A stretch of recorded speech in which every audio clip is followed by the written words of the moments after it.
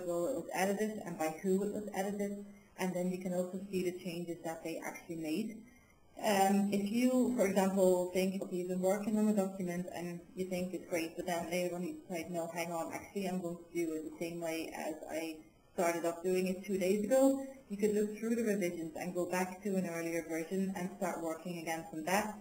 Or you could just look at an earlier version, take some of the information from that version, and then incorporate it back into the newer version of the document that you're editing, but just copying and pasting it from one of the revisions and going back to editing your document and pasting it back in. So it's just really easy to track changes to a document. So even if somebody has been changing something that you're not happy with and you want to point it out to them that you're not happy with that, you could actually look back and say, okay, hey, who is the person who's made those changes? So and you can always then ask for clarification why they changed it, or you can have that discussion. Whereas before, like if you're working on a not online document, there might be some confusion about that, and a lot of admin and a lot of storeheads for that.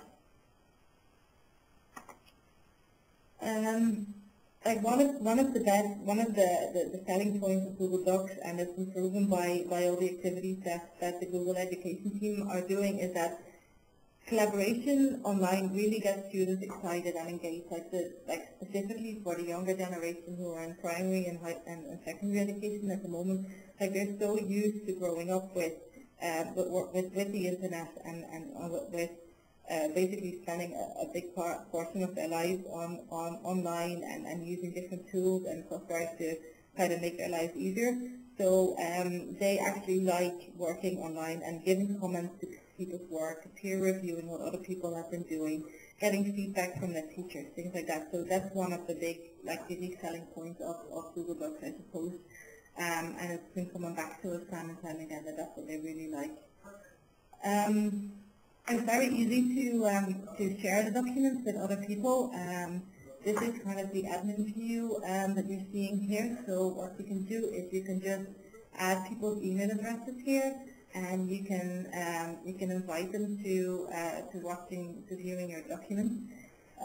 They can either do it as collaborators, where they're able to actually make edits to the documents, or they're able to do it as viewers, where they can see what's written, but they can't actually change anything.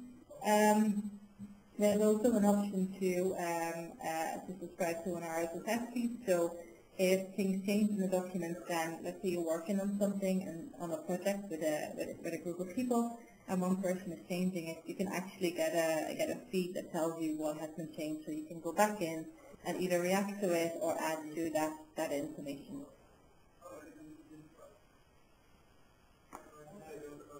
And the other option that it gives you is to organize your students' work, but also your own work. So if it's different topics that you're teaching, like history or English, you could create a folder for each of those, and you can gather all of the different documents into that folder. And like the folder here shows only Google Docs, but they could also be spreadsheets or presentations. So you can have a variety of documents in there. And then there is a search function in your home page as well that easily allows you to, like, let's say you're looking for like for history projects. So if you would type history into your browser, you would see automatically all of the documents that have history in the title.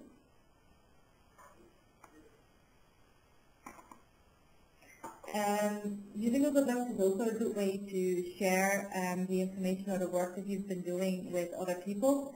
And if you look at education, like, it would be a good way to, like, for example, if you have students in primary or secondary education, you could actually invite the parents to the document when it's done, like a project or something like that, to see what they've actually been doing. So it's a nice way to share that information with the parents or peers or friends as well. Or if you think like this is a really good example of a good project, what you could do is you can publish the document to your blog, or you can publish it as a website as well. So it'll be available. You can make it available to more people quite easily. Like I said, it's not just documents, like a spreadsheets, presentations, and slides too. I won't go into that much detail for them, but just to show you real quickly. You could use it for math quizzes where you put in the sums that they have to solve, and they can then add the answers here. Another option that you have is to create quizzes. So if you would like them to take a test, you can create a form that looks like something like this, and then as people fill this out and submit it, the results will appear in a table, and then you as a teacher, you can then edit this information further and create graphs or manipulate data in any way you want. Ilse, just to remind you, just about 10 minutes left, just in case you're... Yeah, no, I'm sure you have a time nearly to... Yeah, no, that's fine. Cool. Great, thanks, Amelia. And then the last two, I just wanted to talk to you about presentations. Like you can choose them as well, and you can choose from different templates. You can import PowerPoint presentations, import images and videos, all that kind of stuff. So it allows you to really create online presentations quite quickly. Here's some example exercises, and for time's sake, I won't go through them now. You can read them in the presentation if you're interested.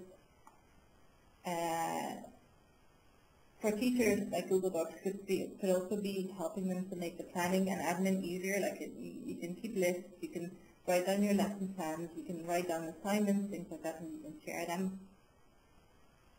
And then the last thing I wanted to mention is Google Sites, which allows you to create, real easy to create custom websites. Like you don't need to know anything about HTML or programming. You can just create websites from a template. You can choose them for working on a project. They have templates for team websites, and all you have to do is add media. Like if you have pictures or if you have videos, you can add them real easy using gadgets. You can create custom pages in navigation, so you can basically set up your whole navigation tree there. And the good thing about it, you can attach files as well. So just to show you a live example of that, this is a website that a teacher has set up. She calls it Mrs. Rucho's Classroom. What you can see like here on the left is all the navigation. So she has class announcements there, like a reading list and different pages. And there's school forms, so here you can see that you can actually upload a lot of documents there as well. She has a countdown in there as well, like 105 days until summer vacation, which is of course very nice for everybody to know. So basically allows you to really quickly customize